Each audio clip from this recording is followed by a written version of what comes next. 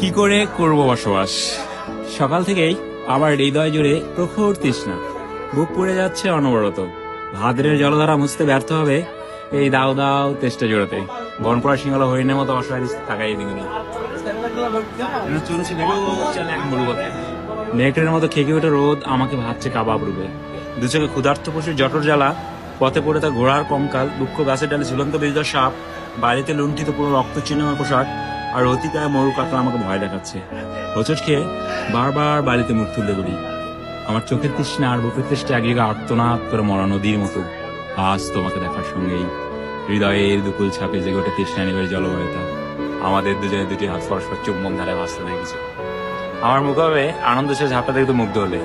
কয়েক মিনিট পরেই আমার মুখে বিষণ্ণতার উকিঝুঁকি দেখে তোমাকে তোমাকে স্পর্শ করার মন খারাপের নীলাভ আঙ্গুল। তুমি আমার বিষণ্ণতার উৎস জানতে চাইলে আমি আমার অসুস্থতার কপট উচ্চারণ করি। অথচ তোমার কদিন এখানে দেখতে পাবো না ভেবেই আমার হৃদয় ধুলোয় লুটে বসে আহত দৈলের মতো।